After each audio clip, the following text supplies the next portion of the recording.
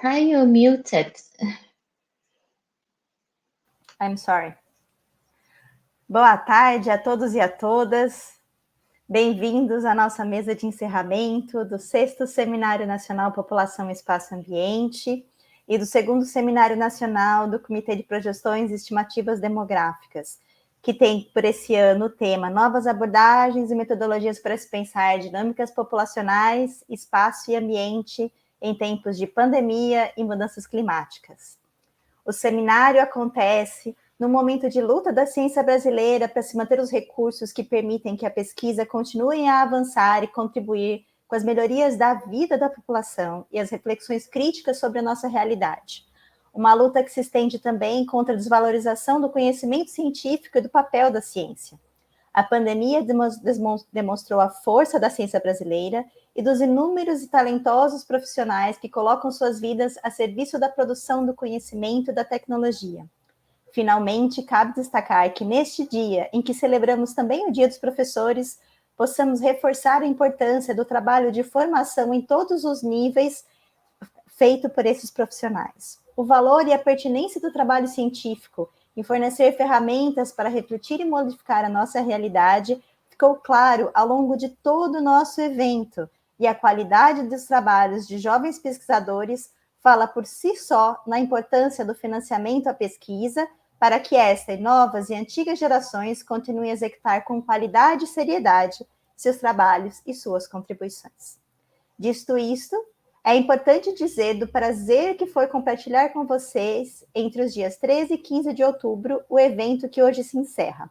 Com 2 mesas, 2 workshops e 4 sessões temáticas, o evento teve uma ótima participação de público e mostrou que os estudos populacionais no Brasil, em especial aqueles da área de população e ambiente e projeções estimativas, estão sendo produzidos com alta qualidade. Gostaria de destacar, finalmente, a importância da interdisciplinaridade, que motiva a união do GT Popeia e o CEPED, e cujo desafio, ao longo de todo o evento, foi ir além da intersecção de conhecimentos entre estas duas áreas de pesquisa.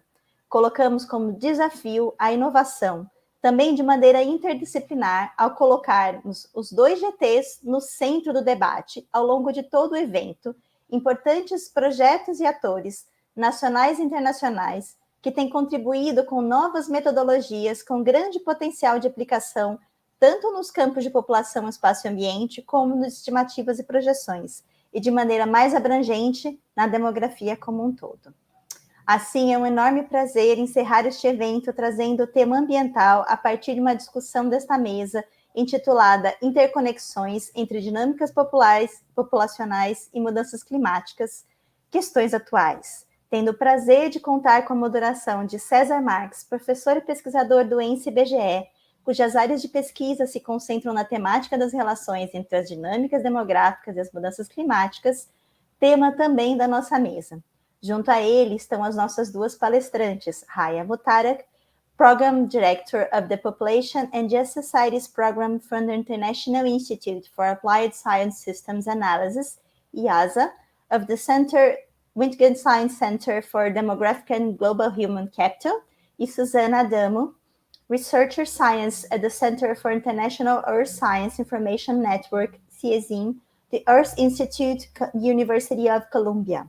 Essa mesa também contou com o apoio da parceria entre o Fundo de População das Nações Unidas, UNFPA, através da parceria com a ABEP, numa série de seminários e publicações sobre elementos das dinâmicas demográficas e suas relações com temas afins, como saúde e ambiente. Antes de passar ao César para a moderação, gostaria de fazer alguns agradecimentos. Primeiro, a todas, todos e todes que nos acompanham nesta semana. Sua participação é o que fez o evento acontecer. Igualmente, agradecer às nossas convidadas e ao nosso moderador, que prontamente aceitaram o nosso convite para estar aqui hoje. Agradecer, enfim, à ABEP, na pessoa de seu presidente, Roberto do Carmo, ao bacharelado em Planejamento Territorial da UFABC e à própria UFABC pelo seu apoio e suporte. Agradecer também a Carla Kreisse, com quem divido a coordenação do GT População, Espaço e Ambiente, e ao Jarvis Campo e ao Márcio Minamiguchi, coordenadores do Comitê de Projeção e Estimativas Demográficas, além de toda a nossa comissão organizadora, que foram essenciais para que esse evento se tornasse o que é. Finalmente, a gente não pode deixar de agradecer ao Danilo Zilli, Diego Marcotti, Caio Padovan, do Laboratório de Geotecnologias da UFABC, que estão cuidando da parte técnica da realização e transmissão do evento. E, por último, agradecer a todos da comissão organizadora e do comitê científico que participaram no nosso ciclo de webinários que antecederam ao evento, e também todos aqueles que atenderam o nosso chamado de moderar as sessões, a todos que participaram dos workshops e todos que submeteram seus trabalhos e possibilitaram este evento ser o sucesso que é. Lembrando que esse evento ficará gravado aqui no canal do BPT e também no canal da BEP, e para os inscritos haverá o certificado de participação. Passo então a palavra ao César e desejo a todos uma boa mesa de encerramento. Obrigado, Thaís. Também gostaria de desejar boa tarde e bem-vindos, bem-vindas a esse evento. Eu gostaria, antes de iniciar, parabenizar tanto o Comitê de Projeções quanto o Grupo de Trabalho População, Espaço, Ambiente por esse excelente evento e que ocorreu ao longo dessa semana, né?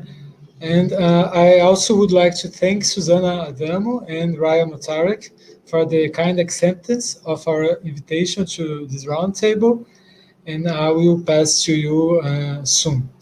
Então, essa mesa está dividida em duas partes.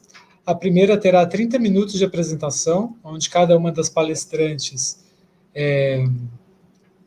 fará a sua exposição, e seguiremos com um debate também com cerca de 30 minutos. Então, para essa segunda parte, faremos rodada de perguntas e toda a audiência está convidada para enviar suas perguntas, suas provocações, inquietações e comentários pelo chat para fomentar o nosso debate. As apresentações acontecerão em inglês e as perguntas poderão ser feitas tanto em inglês quanto em português. Então, começaremos com o trabalho de Susana Adamo e, na sequência, Raya Mutarek. Dear Susana, once again, thanks for the acceptance, and you have 20 to 30 minutes for the presentation, and the floor is yours. Thank you, Cesar, for the presentation, and thank you to the organizer for this invitation. I'm extremely happy to be here in this afternoon in New York for you. So, without further ado,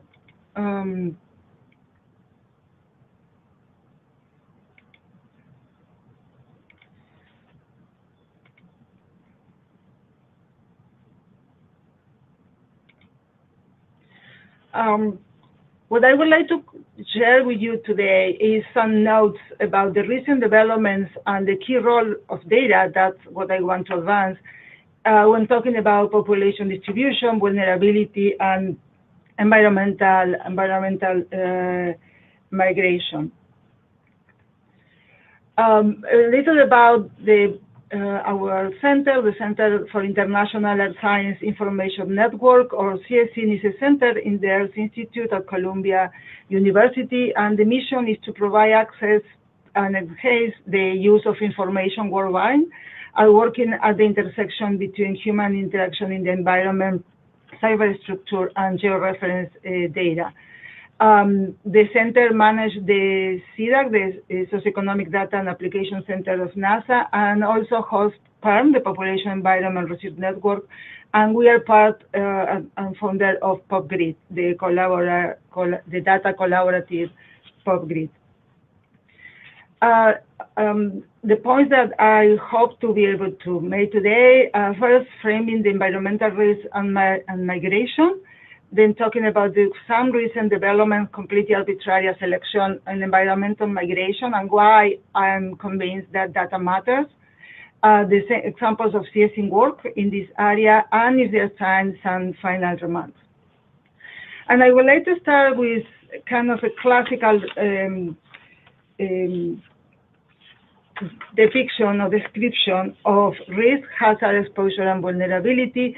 This was popularized by the assessment report 5, but has been around for a long time. And it's basically saying that the risk is going to be the result of the characteristics of the hazard, the characteristics of the exposure and of vulnerability, and of course with drivers on both sides, from the climate part on the socioeconomic processes.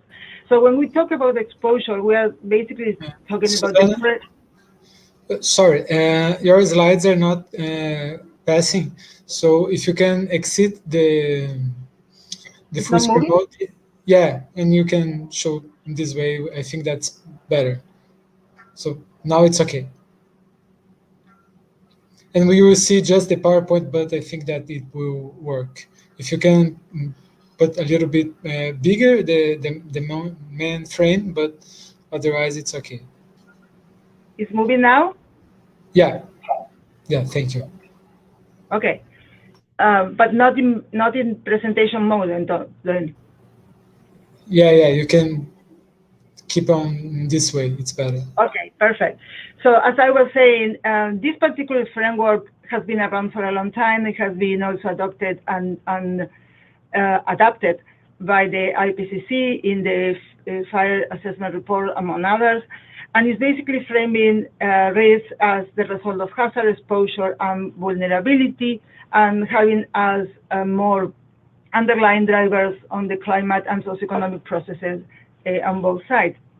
And exposure basically is this presence of people, livelihood, species, a number of different elements in places or settings that could be adversely affected. And this is where we locate population distribution as part of this exposure. And then we also can talk about vulnerability as the propensity or predisposition to be adversely affected by these hazards. And when we talk about vulnerability, there is not a completely agreed upon definition, and there's a number of different concepts and elements that could be included. But I think that since the beginning, we need to be clear that when we talk about vulnerability, we need to consider heterogeneity across different social groups, over time, and across space. In the sense that there's some groups that are going to have being affected more than others, and that's why we talk about this differential exposure and vulnerability. Now, we can also say, okay, let's advance a little, and we can include how to respond to this particular risk.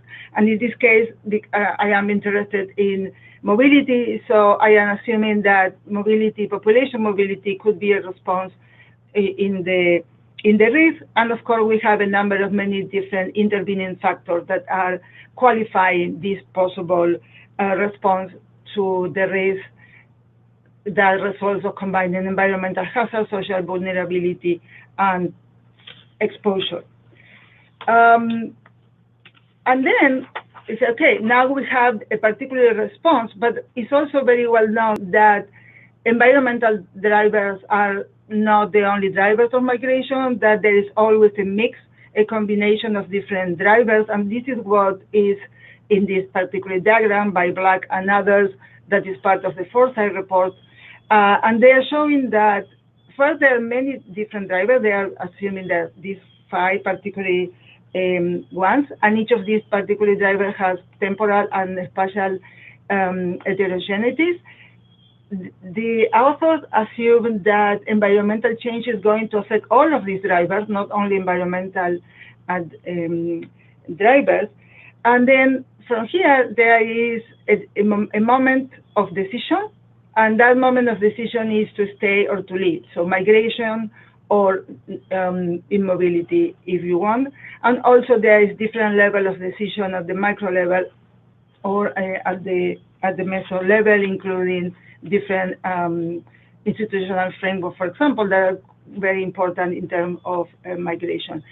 In this particular framework, we also have, so we have more drivers, and also we include not only people that move, but people that stay.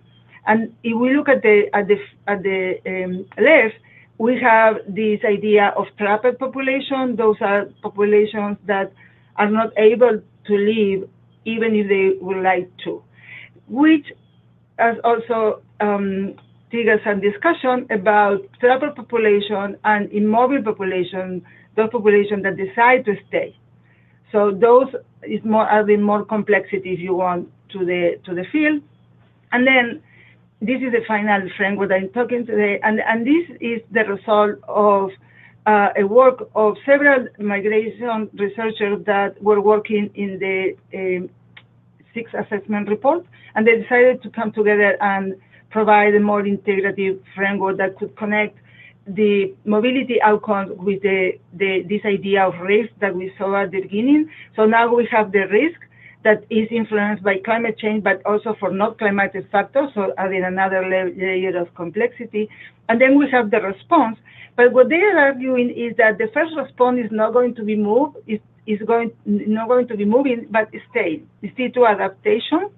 And then they are proposing that at some point there could be a threshold, a tipping point, and after that is when you go into this either mobility outcome, but immobility. But they are assuming that this immobility, because there is a threshold that was already passed, is going to result in an increase in risk. While the mobility outcomes, they argue that could be more uncertain, and it could either decrease the risk or increase it.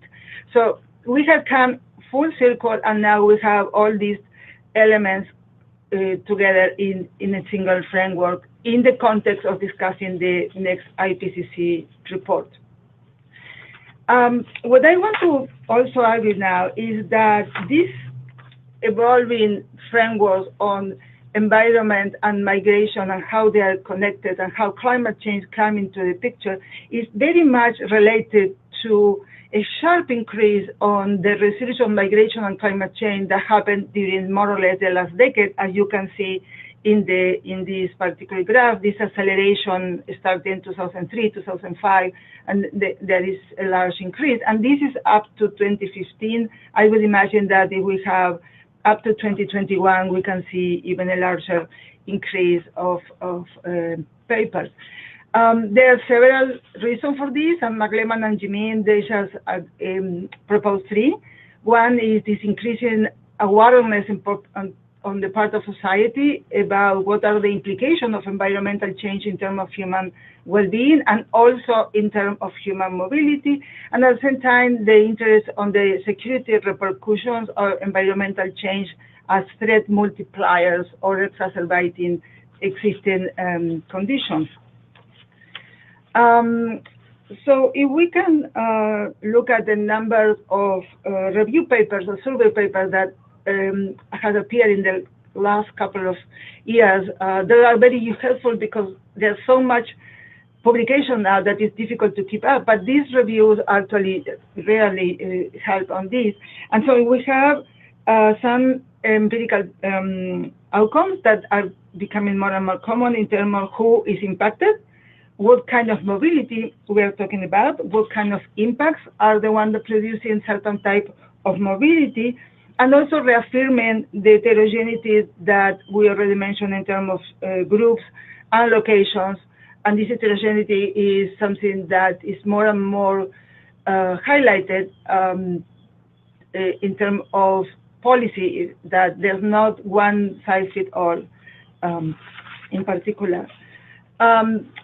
There's also advances in terms of imagining what are the mechanisms and the pathway, because this complication or this complicated idea of attribution, how exactly you can attribute a certain mobility to a certain impact, is still very much discussed. And for example, Selby and others, they have they propose these 5 pathway, short-term weather shocks, long-term global and local climatic or environmental changes, also migration acting in migration because of pull factor related to environmental factor, things in terms of, for example, environmental amenities, and also through adaptation and mitigation policies. And they also include something that is very interesting and kind of a new direction, that is perceptions and narrative of the current and likely future impacts of anthropogenic climate change. And finally, that's the one that I want to focus a little more. There is Hoffman et al. That are mentioned what are the 5 key challenges related to this field. They already mentioned in terms of measurement and data. And one of the 5 challenges is the integration of an aggregation of data. That has been a long-term concern. And the question is, now that we have increasing availability of climate and migration data from various sources, how to best integrate and combine the different types of data. And from this is that I keep thinking that this data availability and access are key factors in understanding the advances of the environmental migration field, the one that we just saw, not because they are the only ones, but because they are essential in order to be able to do this. And then we call enablers kind of the context in what this is happening, this data revolution with the availability, access, and openness of data sources, the huge increase and possibility of use the georeference data, and this also we need to relate this to the spatial tone in the social sciences, so considering a space as another dimension of analysis, and also the data integration across disciplines that is happening in many different platforms and in many different possibilities in terms of software and hardware.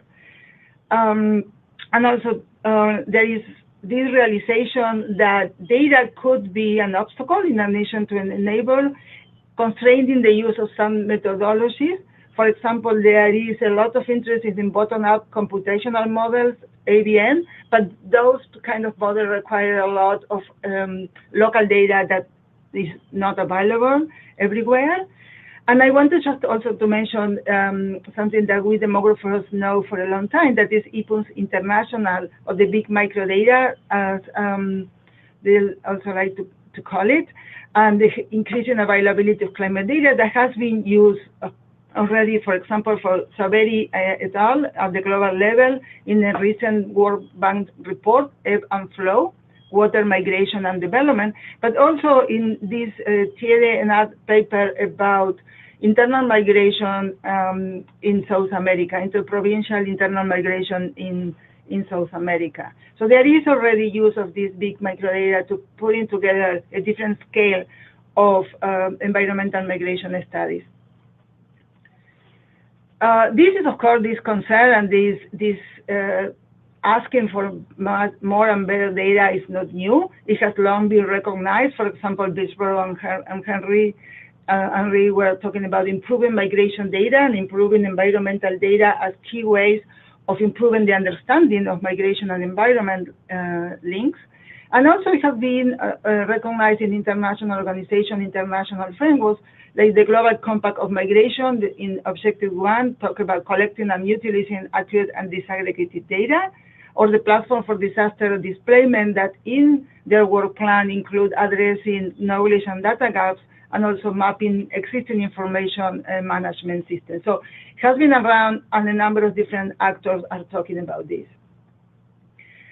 Another important development, at least I think this is quite important, is a lot more attention is paying to environmental data. For a long time, environmental migration, at least when demographers were doing this, it was a lot of attention to our social science sources, if you want, the population data sources, analysis and quality control, and less attention to the quality and fitness of the environmental data. But now that is changing, and there's a lot of discussion on about what environmental data is the most appropriate, and particularly because of the remote sensing use, and particularly for not traditional data as social media, georeference is social media.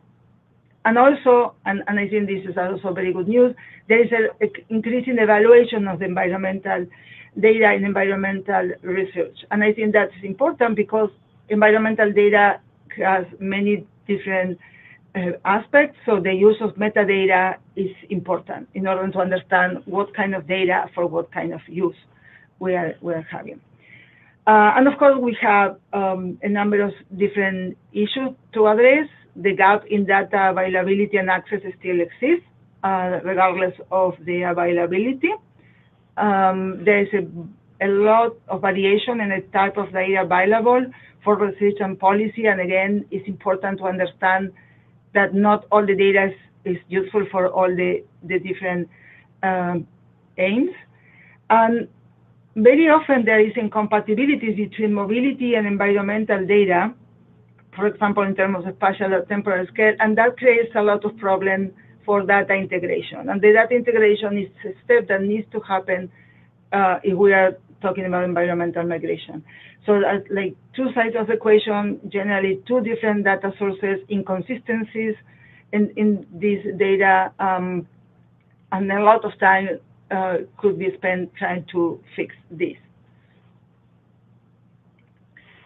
So now that I have explained why I think data is so important in advancing environmental migration and exposure and vulnerability, I want to talk just a little about what the work that we are doing at CSIN. In terms of exposure, the population distribution is the greater population of the world. Vulnerability through the basic demographic characteristics, age and sex structure. And environmental migration, we have worked on two different projects, Migration and Risk, and the Groundswell Report 1 and 2 in collaboration with the World Bank. So the greater population of the world models the distribution of the human population in terms of count and density. It's just that, it's just count and density in a continuous global raster surface. And the idea is to provide this spatially segregated population layer that could be combined with other layers. It's globally consistent and spatially explicit data, and the inputs are basically population censuses. So we are now starting the GPW5 because of the 2020 round of censuses. The method for allocating the population is proportional allocation or areal weighting. So it uniformly distributes the population in the land area, and in this sense, it maintains the fidelity with the input data. But on the other hand, it depends a lot. The accuracy of any particular GPW pixel depends a lot on what is the original size of the input unit. And that could create a lot of distortions in terms of what is the accuracy of the data. GPW provides a layer showing what is the average size of the unit, so that it's possible to understand the difference in accuracy among different pixels. The last iteration of the GPW4, also included the basic demographic characteristics that are age and sex grids, also to national level with global coverage. And this idea is also facilitate data integration because of the use of this gridded format. This is a 1 kilometer, 30 second resolution. You can see in this map, the upper panel is showing the proportion of children among the total population, and the lower is the proportion of the elderly among the population. And this is one kind of layer that could be used to start understanding differential vulnerability when you have the same kind of environmental hazard. The gridded of the basic demographic characteristic is the same as in the case of GPW4. What is different is that the input data has to be prepared in a different way, because we need not only the input in terms of age and sex, but also the denominators for the male and female population. So these are the steps that we took in order to build these grids. Turning now to our work on environmental migration, around 2011, and within the number of reports that were commissioned by the Foresight report, we work on migration and risk with this idea to understand the role that migration plays in increasing and reducing risk to society. And we use an indirect methodology for addressing migration. That's where we have net migration grid. and we use the residual methodology using difference in population between 2 different decades population distribution, and assuming that the difference, once we consider natural increase, was due to the net migration. We have grids for the 1970s to 2000, and we also have one publication out of this. And what I'm showing here in this particular graph is the net migration per population in coastal ecosystems in these 3 different decades, and you can see the different across continents and also at different points in time. When we consider just the net migration without considering the underlying population, of course, Asia, because of the size of the population, tower over the rest, but in this case, because we are considering the underlying population, Oceania is the one that seems to have more. And this data set is available also as GPW4 and the basic demographic characteristic at the CIRAC website, and also has been recently used by one of the World Bank report by Saveri et al. And so Groundswell refers to an scenario approach to internal climate migration in collaboration with several groups, the World Bank, CUNY, and PIC in the Potsdam Institute. Is talking about environmental mobility within countries. So this little graph is defining what is the area of study. And it's taking 3 scenarios. One considers the reference scenario, combining emission scenarios and shared socioeconomic pathways, and in alternative scenarios moving one of these. So there is a high-level emission and development problems as the reference, and then 2 alternative scenarios, one more inclusive development and the other one more climate-friendly. This is the description of how was the integration of data from Groundswell, starting in a raster environment using data sources from global future scenarios. The modeling was done with the gravitational model with local characteristics that allow including climate change impacts, and the last iteration was done for the 6 regions of the world. And also we are working on preparing all the grids and all the results to be distributed also through CIRAC.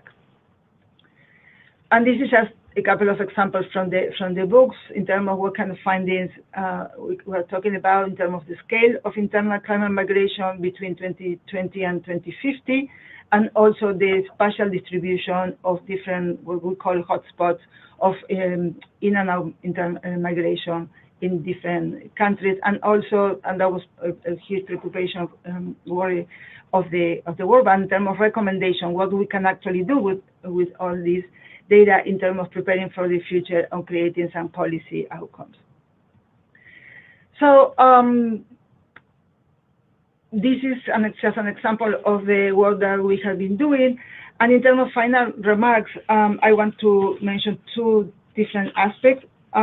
So one set of remarks is related to what do we still need to do in order to address environmental migration. And one is we have to understand better why people do not want to leave. So this attention to people that decided to stay in place and cannot leave. Also, we need to better incorporate the subjective dimension of this phenomenon. So if we are using top-down approaches, we need to incorporate some way the interpretation of social and cultural context. And this, at some point, also is reflecting this lack of stakeholder participation in this project. And also, we need to continue exploring the variability of demographic responses to environmental impact as an underlying concern. And in terms of data, also there's a number of things that we still need to address in terms of then the better address confidentiality and privacy when we are using georeference data. Keep working and incorporating both the social and environmental aspect, even when it's difficult and it's complicated and it takes a lot of time, but it's important to be clear on that. We need to understand if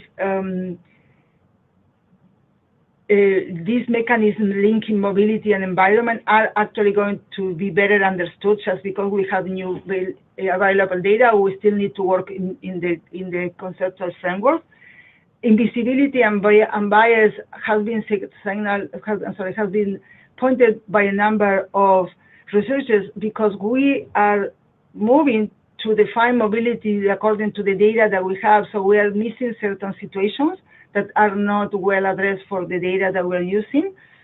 And also, we need to consider that data needs could be different for different actors and different communities.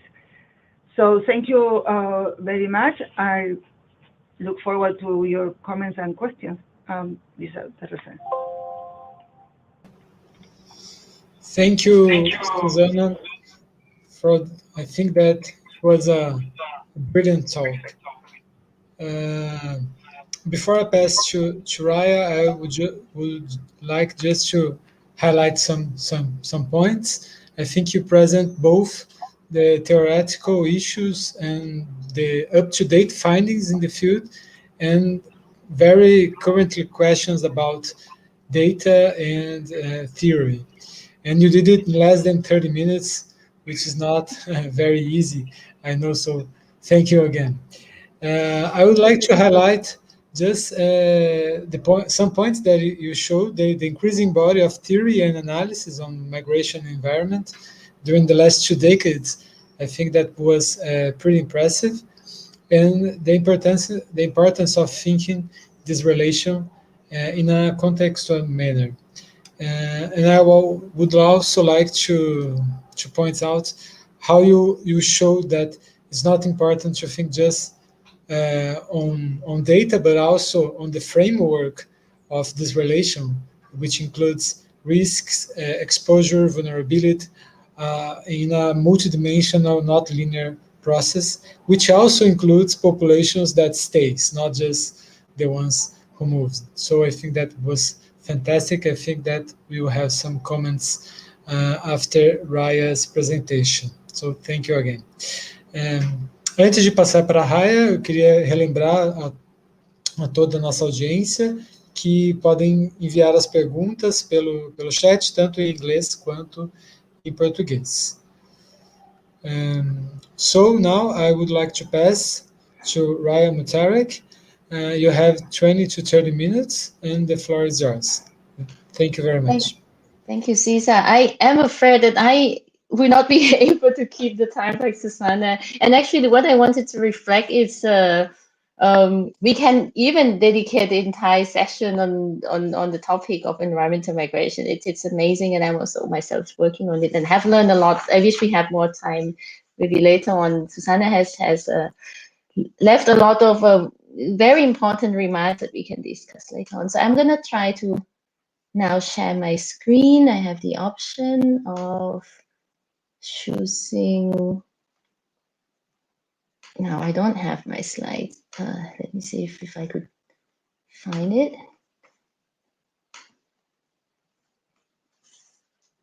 Okay, so if I do entire screen, you don't see this. So if I do, what do you see now? No. For now, we're not seeing your screen. Ah, okay. We tested before and it worked quite well, but not now. Okay, let me see. Allow, and then if I do this, you would see my slides. Yes, now we're seeing. Perfect. And in the presentation mode. Yeah. And I've already lost 2 minutes. No. Thank you. It's okay. You have 30 minutes. You have 30 minutes. Okay, I'm going to start now. But first of all, I would like to make just a bit of an excuse that it's already almost 9 p.m. here, and I'm also visiting Budapest with my parents. So I might be slightly distracted, but I'm with you. So yes, so thanks, Cesar, again, and also for Ty for organizing this session. And my talk, I'm going to cover the topic of the reciprocal relationship between population dynamics and climate change. So maybe let me start with this graph. As you can see here, so let me put human population at the center of the graph. Let's put it that way. So on the left-hand side, you see that our behavior, our consumption, the way we our lifestyle, for instance, it has an impact, right, on the global climate system through greenhouse gas emissions. So on the one side, it's so very important to understand how population dynamics affect climate change. And on the right-hand side, you see that human population is also the very unit that is, as Susana already mentioned, the vulnerability, the risk to the changing climate. So human population is the unit that is also affected by the changing climate. And of course, how people respond and adapt to it. It can be migration. It does affect our health and well-being and livelihood and so on. So this is also another side that demography actually can contribute also to the understanding of the impact of climate change on the population. So my talk, I'm going to cover sort of, or try to in this 25, 30 minutes to cover both dimensions here. And what I like to emphasize, particularly in my talk, is that when we think about human population, we're not talking only about population size, because population dynamics also include population distribution, where people live, and also composition. So what I like to do, so first I would start from the population impact on the climate and emphasizing really on considering why it's important to consider demographic heterogeneity. And in particular, our work at EASA, we also show that when we think about population heterogeneity, we tend to think about age and sex, but actually education is also one demographic dimension that is quite important source of heterogeneity as well, as you will see later on. And I would like to introduce also briefly the theory of demographic metabolism. Then the second half, I would like to cover the impact of climate change on population, and then try to, I would conclude with how can we use existing tools in demography to understand how future population would look like and how would it link to future climate change.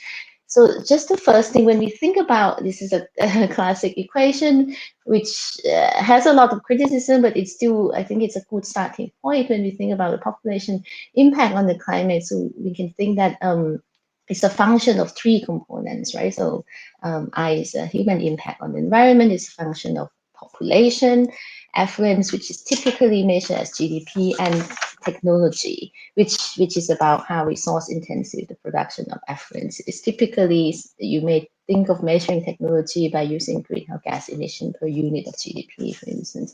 But what I like to highlight is the population part. In a simple way, one may think the increase in population, the higher number of population, then it's a higher the impact. Similar to the higher the level of GDP, it tends to be the higher the level of impact, if you think of the impact as something like carbon emissions, for instance. But it's not only population size that matters. It does matter, but actually when people do some empirical work, population size does matter, but maybe not the key factor, because the level of GDP, actually we know that population size of the US is not the largest country in the world, but the carbon emission is the second most highest in the world. So it's not only population size that matters. So if we consider population heterogeneity, we can think of heterogeneity in different ways. It can be by age, by sex, but let's take a look at the example by age, for instance. If we look at this is the data, the work that Emilio did for Sageni did for the US. So if we look at energy intensive goods, on the x-axis you have by age.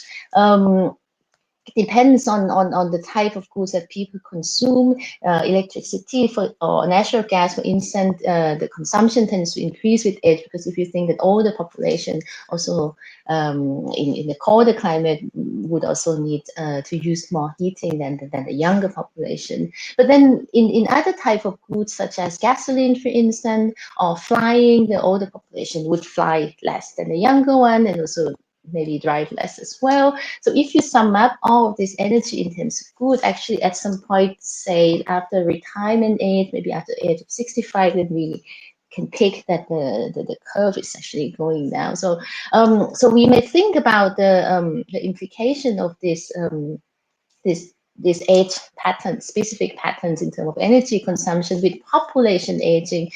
Some researchers also say that population aging actually we may expect that emissions may go down in total. But what I was saying before, so age is one important demographic heterogeneity, but education is also another source of demographic heterogeneity. So in the left-hand side, you see the typical population pyramid, which was stratified by age and by gender. For some reason, we tend to put male on the left and female on the right, and it's still the common practice is like this. But here at IASA, the Wittgenstein Center population projection, we call it multidimensional population projection, because in fact, we can also, when we think about demographic heterogeneity, it's not only age and sex, whatever characteristics that tend to be stable or over a certain age, such as education, because once you acquire the highest level of educational attainment, maybe by the age of 15 or 20, depending on the level, then it doesn't go away from you. So these characteristics stay with you, right? The highest educational attainment that person have. So one can also project into the future this type of characteristic. So we can also add this as one dimension. So it's on the right-hand side, you see our population projection that factoring in different levels of education. It's quite meaningful because you can also see it differs. For instance, a bluish one represents higher level of education, upper secondary, post-secondary. The red one would be no education. And as you can see, this is actually Brazil 2020. That's already, you can see the cohort differences, right? So the red or the pink one, which is sort of people with low or lower level of education, is much higher in the older ages compared to the younger one. Like Brazil in 2020, the people aged 15 to 19, there's hardly anyone who hasn't been to school, for instance. Why does it matter to know education? So one thing, and this would have, of course, implication also on consumption, carbon emissions, because we know that education, fertility varies by level of education, and this is clear from this graph, as you can see. So again, the reddish one represents people with no education, and you have the pink one, primary level of education, and the bluish is the secondary and higher education.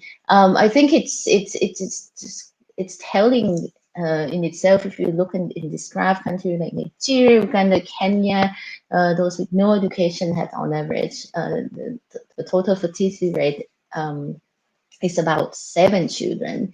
When you come to secondary level education, that's really come down to about 4 children. And in higher education, so sort of post-secondary, then and the fertility is even lower. I think we can see a lot of pattern here as well. What is quite interesting here is, for instance, across many countries, when we talk about higher level of education, fertility actually the TFR it's less than 2. And this is across.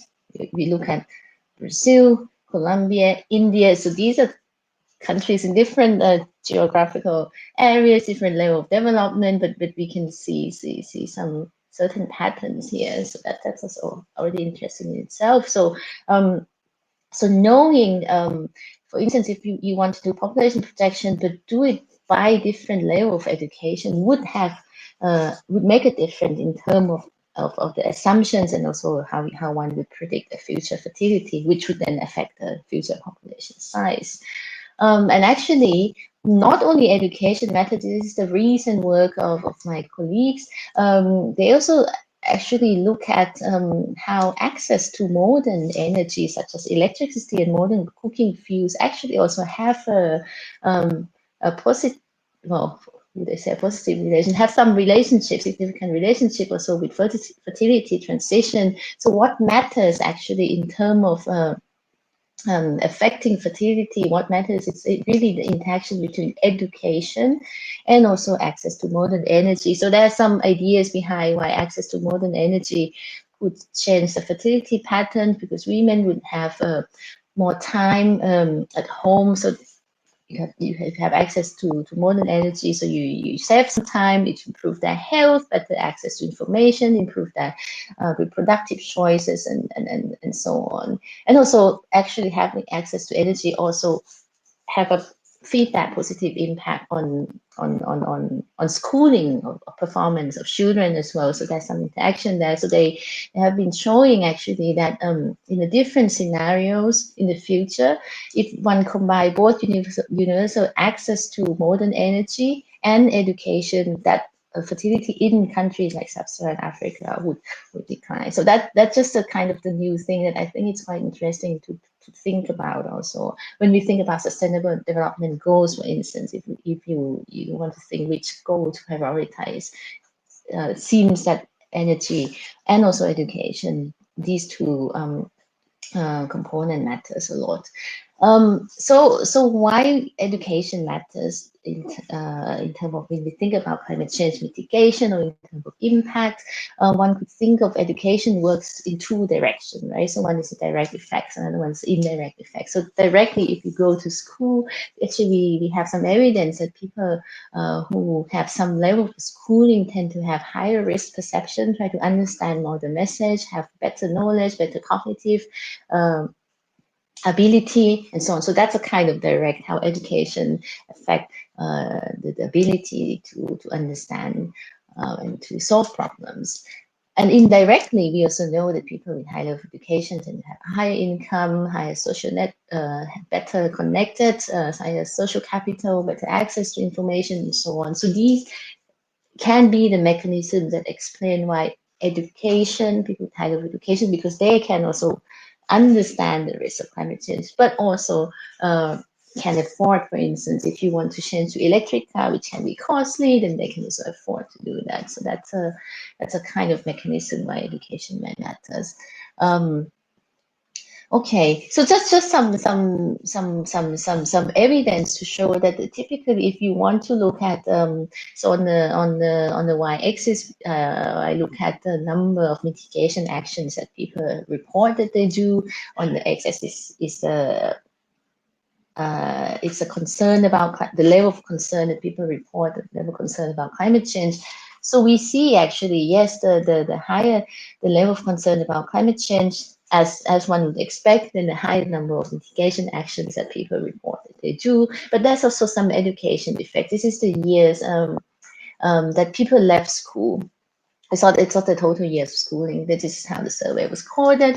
But what we're seeing here, so yeah, apart from seeing that the higher level of concern, the higher the number of mitigation actions that people pursue, we also see that people with higher level of education, so that's a green one, also do more as well. So just a sort of some kind of evidence that education matters. So now we may think that with the increase in the level of education, would it improve the environment? So that's something, the evidence, it's not particularly clear, but we may think that if you follow the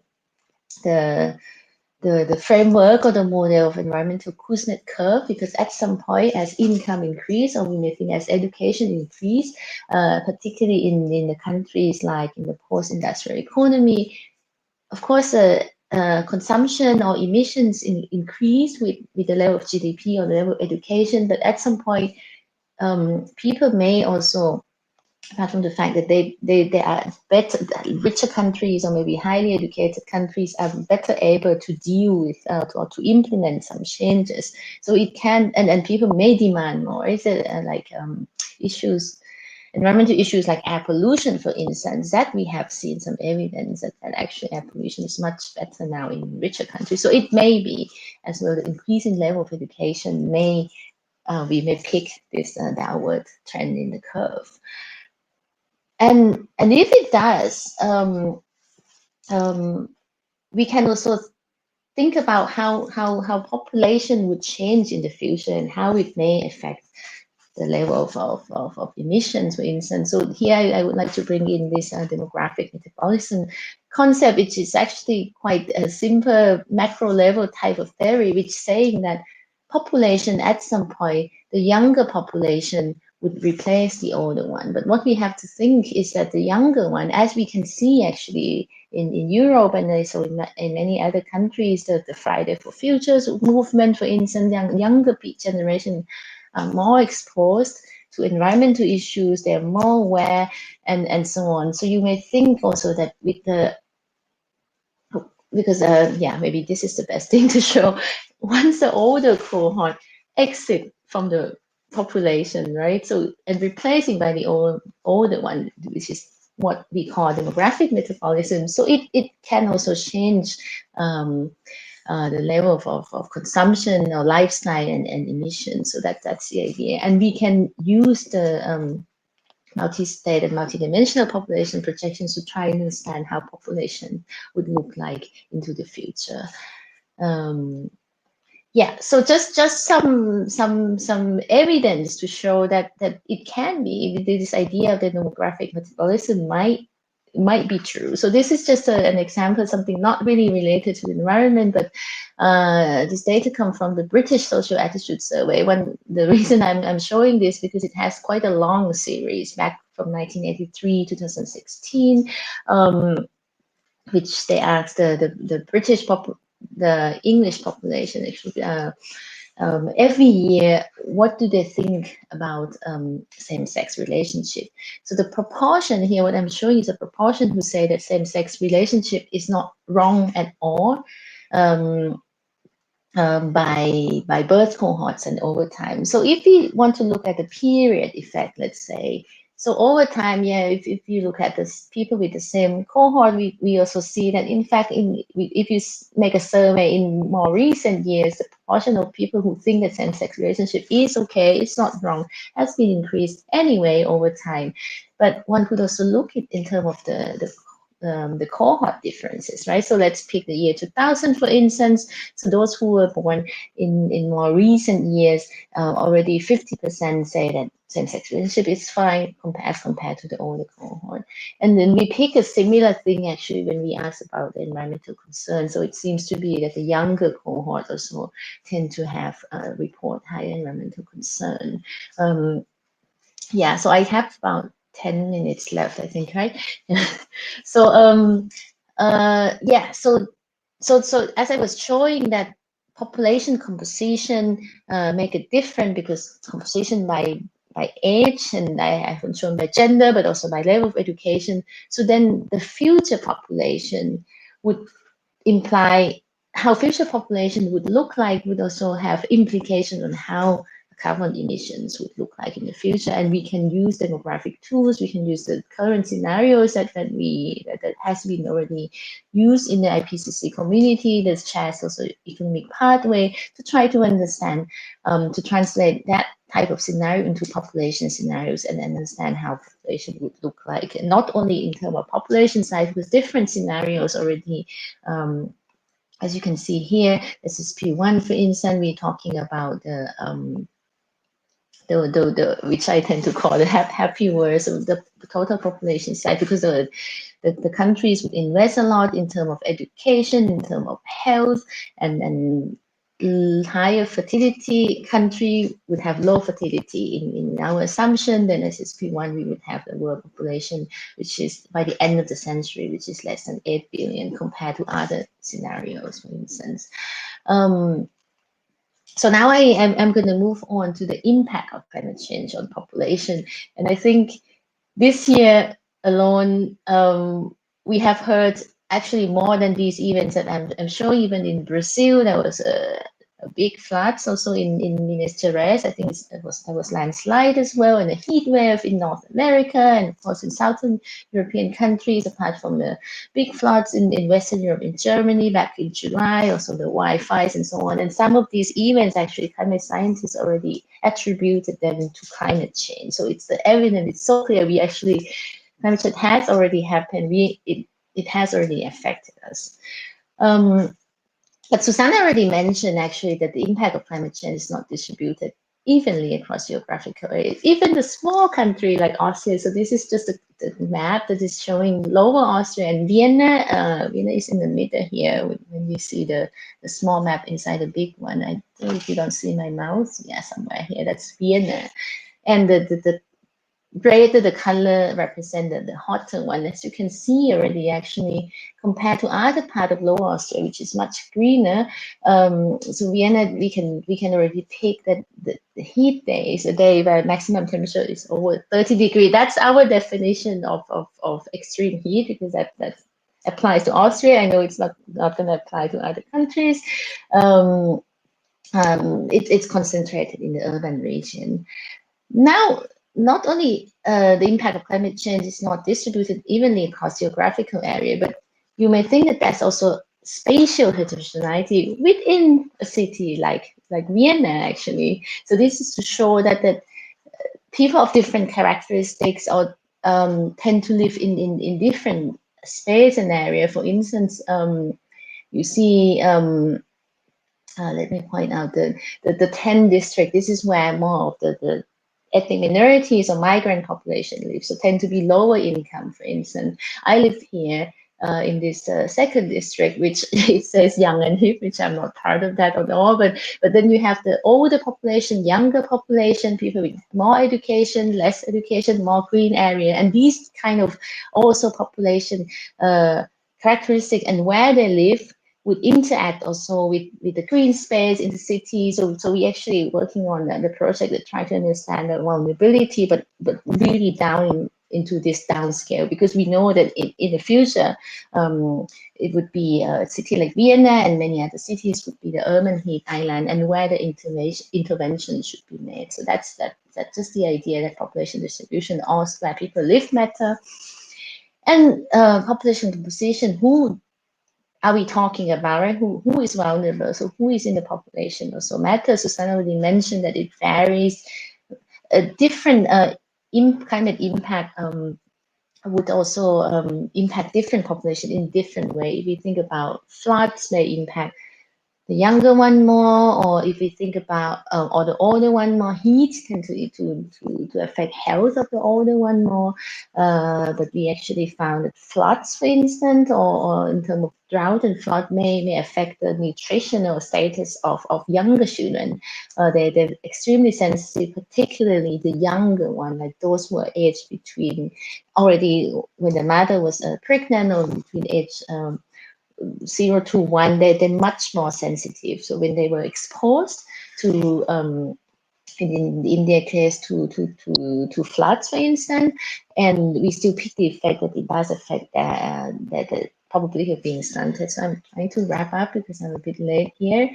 And also it affects boys and girls differently. And again, I just want to introduce that education also is also another source of heterogeneity when we think about vulnerability, and we have found evidence actually consistently across countries, lower income, higher income countries, across unit of analysis, across different type of natural disaster or climate-related outcomes that we look at, be it pre-disaster, disaster preparedness, the evacuation, or the recovery. We tend to find that households or community or country with high level of education also tend to have high adaptive capacity and lower vulnerability. That's why education, again, matters. And so if we want to understand future level of vulnerability, for instance, so it also depends on the scenarios that we look at, all of this population composition. As you can see, if it's true from our empirical work showing that people with high level of education or community with high level of education tend to have lower vulnerability. So the future, if we have the population with higher level of education, then it also means that the vulnerability may be lower in the scenarios where the population, the blue one, for instance, such as this SSP one, where the population have lower level, higher level of education would be lower level of vulnerability as well. So I would need another 3 minutes and I could wrap up. So how future population will look like would affect how emission patterns would look like, would also affect how vulnerability would look like. And here, of course, when we talk about global population projections, so there are, for the moment, there are sort of 3 big institutes that are doing this. One is us is Weekend Science Center in YASA. Another unit is the UN, and recently, last year, the IHME, so the Institute of Health Metrics that work on global burden of disease, also produce population projection, and all of our 3 global population projections. I mean, global means global, but also all countries in the world. You can also look at different country projections by countries. It varies, right? Like the one of the UN variant also predicted that by the end of the century, the population may be between 9 to 12 billion. In our case, it's lower, but also we also factor in education. So this kind of knowledge would also have some policy implication, because policymakers want to plan ahead. So I think it's also the contribution that demography can make in this sense. Now we also trying to improve also our population projection to make it more relevant for climate change community. One example is, as I was saying, that demographic heterogeneity matters, but up until now we only work on age, sex, and education, but actually there are many dimensions of population that can matter, both in terms of consumption, emissions, but also in terms of vulnerability. Religion, for instance, or labor force participation can also be other dimension. A place of birth can also be other dimension, that rural-urban residence. Yeah, so this type of characteristic can make a difference also in terms of vulnerability and emissions, right? So we can use, but it's quite complex if we want to work on it on the macro model. But my colleagues also already started using micro simulation to do population projection based on individual level data, because we can add more characteristics, and it does. It seems to be a promising area as well. But as I said, demographic heterogeneity is not the only thing that we want to capture. We also, Susana was showing a lot of very valuable gridded population. So when and it's quite useful, particularly for climate change community, because we want to know how population look like, both composition and distribution, at a smaller geographical unit than the country level. So we also working on how to downscale population projection. One could use, so it's all work in progress, but I guess it's quite promising, because we can add different demographic dimension beyond age and sex, maybe education, for instance. So we're experimenting now with machine learning on the one side, and also another model like Bayesian model averaging. The hard work, it's both the modeling side is also quite important, but also to collect data, because we also work on true data, so to get data at district level and so on. So that's slightly painful, but I think it's also the direction we want to move on. And I'm gonna finish with this slide that Susana was already showing, that actually that environmental change, climate change can be one key driver of migration. So now, up until now, when we think about future population, we never take into account actually the feedback that climate change may have, right? So what can be important thing now when we think about population is also being impacted by the impact on the environment, by the environment itself. So we may have to think that how climate change may affect the 3 demographic components: fertility, mortality, and migration, and we may have to also adjust our population projection. So I'm gonna stop here, and thanks very much. I can't find my mouse, sometimes it moves around, but I'm gonna stop sharing soon. Cesar, if you wanna get in now, I stop here. Yeah. Thank you very much, Raya. You showed us a lot of things. I think that was also brilliant, and you covered a very broad set of topics in this relation of climate change and environment. So, and you also showed a little bit of Vienna to us here in Brazil. So that's great also. And we also would like to thank you, especially in your timing schedule. It's already very late in Vienna. It's past 9 now. So thank you again.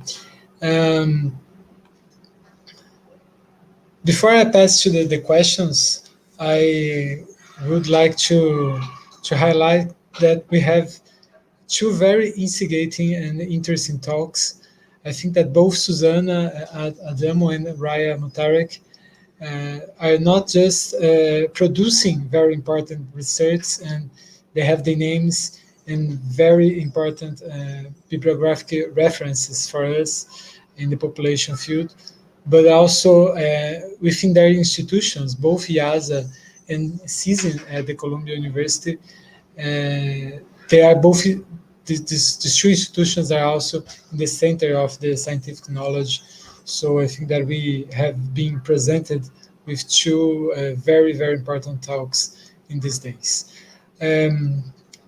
I would also like to point that here in Brazil, we have a long discussion about this.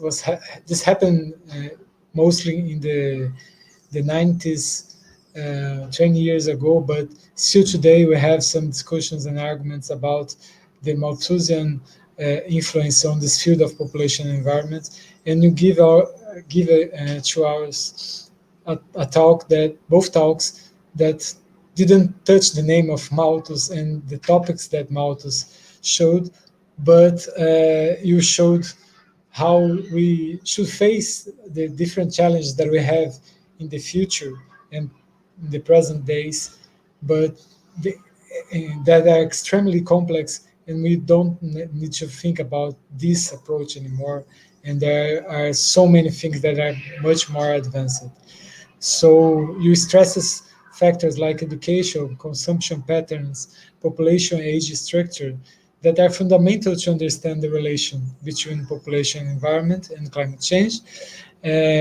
But you surpass this moment that I said before, this Malthusianism perspective. Raya, I think that you point a lot of arguments also, but if I choose one aspect, and it's one that I'm interested also, it's this heterogeneity in population, putting the education variable together with sex and age. And one thing that I'm curious, and I think that's very important, is to think about the education effects in a more aggregated way. You mentioned the Kuznets curve, but I think it's not possible to us as society kind of afford to be confident that these Kuznets curves will work, because we cannot pass through this very this moment of a very high growth in pollution, air pollution, in the environment degradation, etc. So how can we think about both increasing education in a society level will not increase environment impacts, and how we can actually give education as a very important role in the public policy arena, but including the environmental questions, but without increasing environmental degradation. And to Susana, I would like to choose just one question also that's very difficult, but I was here thinking about one aspect of what you said, and what I would like to think a little bit. It's about the issues of the future, like in this field of the aspects of the relation among climate change and migration. What will be the most decisive points in the future in terms of increasing or decreasing migration as a response, for instance? Okay, so I think that I will pass to you these very brief questions, and then I will do a round with the questions from our audience, so I can have some time to organize myself and pass these questions to you. Okay, so thank you very much. Para a audiência, todos podem colocar as perguntas nos comentários que nós faremos aqui. E eu vou passar agora, então, para Raya e Susana. Susana, I can begin with you, okay? If you like to point some arguments of Raya Mutharika presentation too, you are free to do so also, okay? Thank you. Okay, so I start that what you said. So thank you for the question. That's a very broad question that you did, and I think that a number of these issues of the future of decision points, some of them are very much related to what Raya has presented in terms of what are the future macro trends, if you want, in population development, in terms of fertility, in terms of education, because that's going to define also what could be the pool of migrants, if you want. Because I think that when we talk about environmental migration, climate change and migration, we forget that migration also happens for other reasons, and there's a lot of studies of migration that use certain determinants that are related to demographic characteristics. So that's one part. So what is the demographic future that we are thinking about, and how migration could happen in those populations? If you want like a counterfactual, what happens if you don't have migration, and what happens if you do have migration?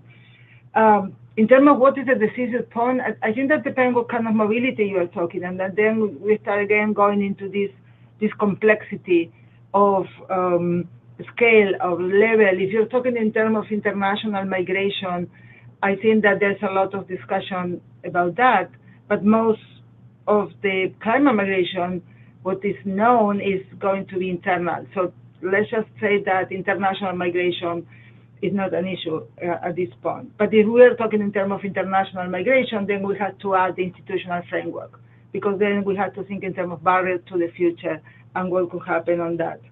But in terms of the decision point, I think that there is this, how you can say that, you need first to be aware that the migratory response is a possibility. So if you're thinking in terms of policy, for example, that has to be included in any kind of mitigation or adaptation framework. That's going to happen. Either because you are facilitating that, or because there's no other points. And that's where I think that this mobility discussion is important. So there is, of course, certain tipping points that you can imagine. And there are some of them that Raya already mentioned in terms of the heat waves, in terms of increasing in the temperature and humidity, in terms of the sea level rise. So I like to mention here another paper. I think I didn't mention that in my presentation, that talks about habitability. So in terms of thinking in terms of mobility per se, in terms of when you are reaching a point when you cannot stay where you are because it's not inhabitable anymore, or because the expenditure, how much you have to spend to stay in that particular place is just too expensive. So we have one that is a survival tipping point, if you want. You cannot stay there because the threats to well-being are reaching health issues, or also because you cannot be there because economically it's just that's not possible to do that. And you can point very dichotomical and very analytical, not real, but what happened when you're thinking in terms of managed retreat in developed society, where you have a lot of market forces that are connected to that in terms of who lives in the coast, how much is the real estate and that. And another place where you have, like in the coast of West Africa, when you have huge erosion that is related to sea level rise, and you have salinity in the groundwater. So that's not like a market issue. It's more about, okay, I cannot really stay here, which doesn't mean that I'm going to move to a different country, it's just that I need to move somewhere. And that's another issue. But that doesn't happen in all societies. That doesn't happen in all groups. There is this paper by Adams talking about connection to place, like ties to place. So that's another reason, and that's something that I already mentioned, this trying to understand not only what could be the more macroeconomic or very rational points, but also other kind of elements that go into the decision. And I know that it's very vague, but it's because talking about tipping points requires a lot of caveats. So you can imagine a tipping point because of certain parameters, but you also need to consider that there is a lot of agency still playing and decisions and elements that we are still not including. But I think that one thing that is coming out from all this research is that migration related to climate change is not being consistently included in countries' policies related to mitigation and adaptation. It's changing, but it's still very much there. And it's even more evident when you are talking about slow onset. And we have studied this a lot in Latin America in terms of the drought, in terms of increasing aridity, in terms of loss of biodiversity. These very slow processes that are also related to migration, but in a different way. And migration is not going to happen all of a sudden, but so there is a lot of different things to consider on that in terms of time scale and space and so on.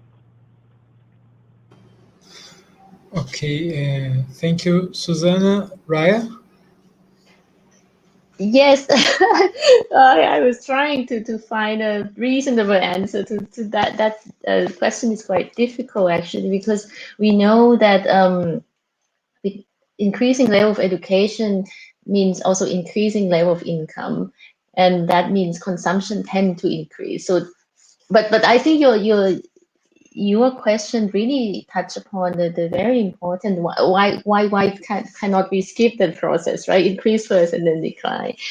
And I think that we don't have strong evidence yet that it will, but maybe it has to be the combination of investment in education, but also there has to be incentive or the institution or the technologies that are in place to make an incentive that people would change. So, for instance, maybe you may wish to not to drive, but if there's no public transportation available in your city, then even highly educated can cycle as much as they can, but possibly in a big distance they can't. So that it has to be a combination of institution factor.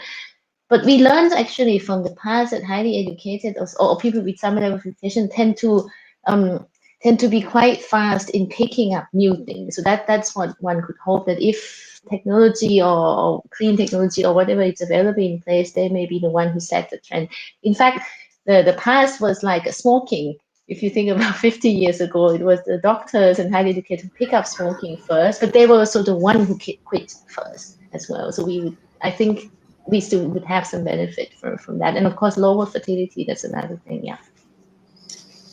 Yeah, okay, thank you. I've heard a lot about the smoking case in very different environmental arenas, because I think that's a case of relative success, and somehow we intend to copy this success. But yeah, I will pass some questions for the audience now. Thank you for the answers. I will try to synthesize some questions, at least 3 questions here of the audience. So the first one comes from Roberto do Carmo from Unicamp, and it is, what defines migration in your approach? It's to Susana. Change of usual residence or change of administrative area? To both of you, the question from Alberto Almeida: if global climate change can originate a new type of migration in which people with better economic level would move to more sustainable places. And Caio from UFABC asks how to use the frameworks you both brought here to think about understanding this difficult relation. So if you can answer briefly too, and then we have a final round of questions. Okay, Susana? Raya, you want to start? I can go, but no problem. Yeah. I think so. Yeah, because that's about migration. Yeah. So in terms of what defines migration in my work, I assume that is referring to the two projects that I mentioned in my talk. So in that case, we use an indirect method and the residual method to address migration. So we have is net migration. So we didn't have to define what we define as migration. We were considering first difference. So we had population in two different points in time for the same location, and then we have natural increase. So we have fertility and mortality, and then so we can have what is the population change, subtract the natural increase, and then the residual is that we consider that is due to net migration. So that's the approach that we have. Basically, that's what we use. So we didn't have to decide about using place of residence or administrative unit in that particular point. However, I want to mention that when we were talking in terms of the groundswell, we have a kind of a similar discussion in terms of how we define migration or in terms of distance, because we had to decide what was the size of the cell, of the grid, and we had to change from a very high resolution to a resolution that was more suitable to consider people moving, because people were not moving from 1 kilometer to the next. So that question is still there, even when you are dealing with grids and net migration. Thank you. I hope I answered the questions. There was this question also on new type of migration. So I'm thinking, because in our work, it has shown, and Susana also mentioned this evidence, it has shown quite clear actually that it's a sort of people in the middle income level that move. So not the richest one and not the poorest one, because the poor one possibly they may want to move, but they cannot. So would that be the new type of migration of people who can afford and move somewhere else? One could think in that dimension, but one can also think that they have better capacity or different options to adapt. Right? If you think about countries like Qatar, for instance, it's always go over 50 degrees. And I'm not supporting this, by the way, that they just put air conditioning everywhere, but it's a form of adaptation. So we don't know also what would be the adaptation in the future in that sense. But we just know that people with high level of income tend to have better options to adapt. Yeah. I think there was another question on the framework that we were mentioning. Yes. I think where we have kind of many different frameworks, but I think one thing we can even combine the migration framework and my kind of framework. I think it's important to, when you think about populations, or as I was saying, that not only the total one, but these differentials, right? Be it by distribution, by composition, and migration, we also tend to, I think, my own work, and I think I want to develop a bit more. So we still tend to want to know how many people move, but a bit less so on who, as in man and woman, for instance. We don't have yet consistent evidence on that. So that would be maybe a bit of the direction to take as well, the heterogeneity part. Yeah. Okay. Thank you, Raya and Susana. A final question here, it's also from Roberto do Carmo, and it's to Raya. It's about the educational level. He says that educational level is important for defining the fertility level, but in the case of Africa, as their data show, even among the most educated women, fertility remains high. Does this mean that the educational issue can be mediated by the cultural issue, thus emphasizing the number of inhabitants, especially in the case of Africa, mean falling into the Malthusian trap? Okay, yes, Lisa, finally someone you want. One thing that you may notice, demographers try to avoid talking about infertility. It's always a sensitive issue, but I guess I have some neutral answers to this, let's put it that way. So in fact, how low can fertility go, or how low we want fertility to go, because that's on another side of many countries. People also discuss about, with Korea with 0.8, that's also too low. How do we deal with population aging and so on? So we actually think, especially in our group in Vienna, that education is the mean to enable women to achieve the level of fertility that she intends to, because it's if one wants to, maybe also there's culture different in terms of preference, in terms of number of children, and in sub-Saharan Africa tend to be higher than in Southeast Asia or East Asian country, for instance.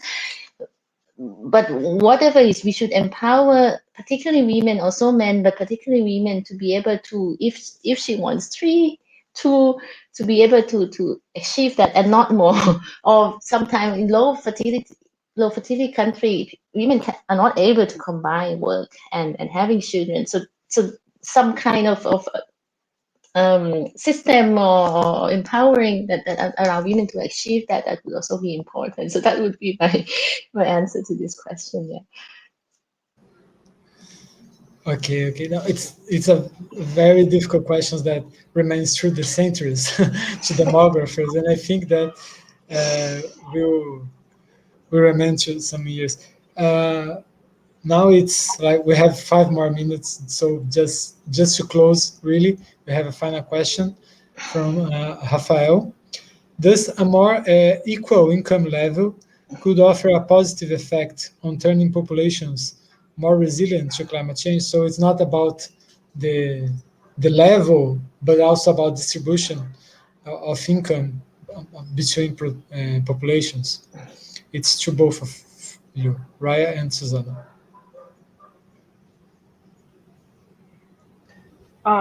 What exactly you mean by distribution of income? Yeah. So, well, if you think in terms of distribution of income, like a more equal society, in decreasing inequality, yes, that's something that has been pointed out. So inequality, even in some cases, even more than poverty, is an exacerbation of the impact that you have on climate change. And it's related to don't having the resources that you need in order to, the societies need, the groups need, the different household and individuals need in order to increase the resilience, in order to be able to make decisions about how exactly they want to live and where and how. So reducing inequality, being through redistribution of income or reduction of poverty, reducing the gap between income in different groups, men and women. So there is a number of different ways, but reducing inequality has shown that that's the case. I'm completely skeptical about that possible happen. I have lived in Latin America too many years to be confident on that, but that's something that is known. Inequality and poverty reduce resilience and increase vulnerability, because it's not only income, it's all the other resources that are related to that are not equally distributed and exacerbate these outcomes. Okay. Thank you, Susana. Raya? I guess I don't have much more to add, because I think one good example may be like the COVID vaccination, for instance, in the sense that you have to pull everyone up together, because in fact, in an unequal society, it also has an impact. I think there's some studies that look at the health, for instance. When you are in an more unequal society, even the richer one, they're not doing as well as the one that's more equal. So there's seem to be some spillover effects in that sense, yeah. Yeah. Okay. So finally, I would also to thank you again, Susana and Raya, for the most instigating evening and for your precious time here in this event in Brazil. Both of you showed some of the core issues of population-environment relations in a very contemporary manner, and I'm sure that we stay with a lot of questions that will shape this field, not only, but also in Brazilian population arena and within population studies in Brazil. So I really want to thank you both, and I will say to our audience to look at the references that you produced, because I think that they give us a more broad and specific topics that you talk about. Então, eu gostaria de agradecer as palestrantes, a audiência, reforçar esse convite para que vocês possam acessar as referências bibliográficas. Tivemos aqui uma tarde para nós muito proveitosa, e passo para a Thaís, agradecendo também a oportunidade de fazer a mediação dessa mesa. Thaís? Obrigada, César. Eu gostaria, I would like to thank you very much, you both. It was an amazing evening. Evening for you too. It was already evening for all of us, afternoon, evening, and for sharing with us these important topics, and to end with a very instigating topics, our week of this seminar. I hope we can meet again soon to hear a little bit more on the advances. And it's amazing how much advances we had in the last few decades on these topics. And it's amazing to be able to hear you to bringing how those developments have been done through this time. And so thank you very much.